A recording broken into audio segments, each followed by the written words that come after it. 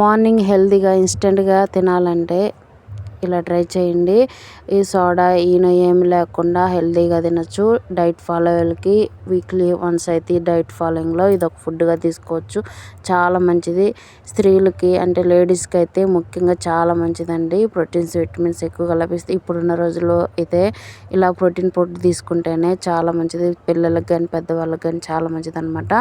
దానికోసం నేను నల్ల శనగలు ఉంటాయి కదండి, బ్లాక్ చనాదాలు, అవైతే నైట్ అంతా నానబెట్టుకున్నాను. నైట్ నానబెట్టుకుని మార్నింగ్ టిఫిన్కి అయితే ప్రిపేర్ చేసుకుంటున్నాను. మిక్సీ జార్ తీసుకొని నానబెట్టుకున్న శనగలను అయితే వేసుకున్నాను. దాంట్లో ఒక హాఫ్ కప్ వరకు ఇవి పోహా అంటారు కదండి, అటుకులు వేసుకున్నాను. అటుకులకు బదులు సుజీ అయినా వేసుకోవచ్చు అనమాట.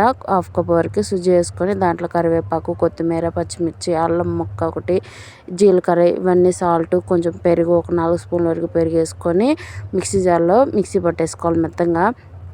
మిక్సీ పట్టుకున్న తర్వాత ఒక బౌల్లో వేసుకొని దాన్ని పక్కన పెట్టేసుకోండి. ఒక 5 మినిట్స్ వరకు అది కొంచెం ఉబ్బిద్ది అనమాట పిండి.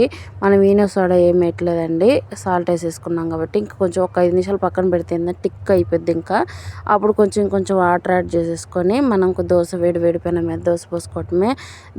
దోశ పోసుకున్నప్పుడు దాంట్లో ఏదైనా సాంబార్ మసాలా కానీ ఏదైనా మనం ఇంట్లో తినేదానికి కారపొడి అలాంటివి చేసుకున్నప్పుడు చల్లుకొని దోశ అయితే బాగా క్రిస్పీగా వచ్చే వరకు కాల్చుకొని తింటే మటుకు సూపర్ ఉంటుందండి. దోశ అయితే చాలా హెల్దీ అండి. పిల్లలకి ప్రోటీన్స్, ఇప్పుడు లేడీస్కి అయితే ఇంకా ముఖ్యంగా పిల్లలకి పెద్దవాళ్ళకి చాలా మంచిది.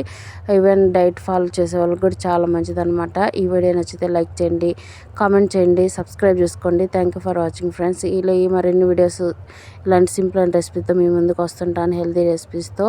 నచ్చితే లైక్ చేయండి, కామెంట్ చేయండి, సబ్స్క్రైబ్ చేసుకోండి. Thank you.